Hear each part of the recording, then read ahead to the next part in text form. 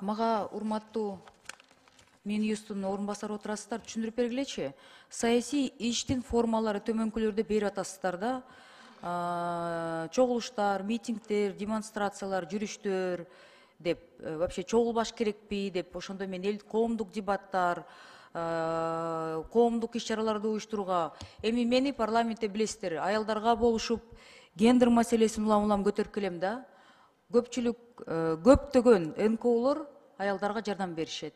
Көптөгөн НКОлор именно деген мүмкүнчүлүгү чектелген адамдарга жардам берип жатышат. Мына азыр мага каттар келип атат. Мен аны администрация президенттин фондуна жөнөтөм, спикердин фондуна жөнөтөм, жардам бергилечи деп суранып, Кабминдин премьер-министрдин фондуна жөнөтөм. Толтура каттар, жооптор келип атат, кечирип коюңуздар, бизде каражаттар жок деп, жардам бере албайбыз деп. Анан ошол жерден аларга деген ошол организациялар жардам берип жатат. Ошол эле Ассафа фонду, алар менен да Ассафа башка араб фондулар бар да, алардын баары мусулмандардын фонддору деген, алар саясатка аралашышпайт. Бирок аларды ойлонуп башташты.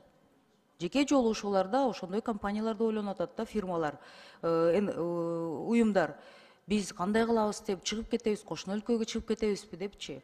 Анан бул жерден мисалы мен региондорго чыгып аялдарым менен сүйлөшөйүн деп атам да. Биздин укук коргоо органдарына канча аял иштейт деген башкы прокуратурага, ички иштер министрлигине, УКМКга жооп, мына 2 жума мурда жөнөткөм, дагы эле жооп келе элек да, санын бергилечи деп. Мүмкүн зордук зомбулук менен аялдардын санын көбөйтсөк иштей алабыз деп жооп келе элек, бирок мен ойлойм аякта аялдардын саны аз. Анан ошол аялдардын санын көбөйтөбүз деп мен региондорго чыгам да, аялдар менен жолугуп сүйлөшөм. Кандай болуп атат деп. Анан ошол жолугушууларга бирден мага келип жардам бербейт. Биздин төрагабыздын фондунан деле улам тиги жардам бергиле, аялдар чогулткан деп мен каражат сурай албайм. У нас представительские расходы есть, но бүт Кыргызстан боюнча 44 районду кыдырууга каражат жетпейт. Алардын баары жабылса, мамлекет ошол функцияларды аткарууга даярбы десем, даяр деп жооп бергениңер менен мен өкмөттө иштегем. Өкмөттө ошол коомдо социалдык жактан жардам берген көлөм каражат жагынан 30 жылда бир да иликтенген эмес да, урматтуу коллегалар.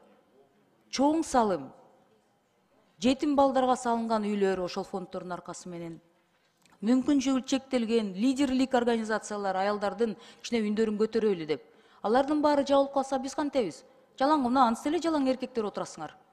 Парламентте дагы любой органды алсак, мен мисалы гендер жагынан аябай ошол көп организациялар менен иштейм. Алардын баары айтып атышат, биз баардыгыбыз жабылабыз. Биздин баарыбыз тоосторубузду жаап, азыр даже перепост үчүн камалып кетип атат деп коркуп атышат да.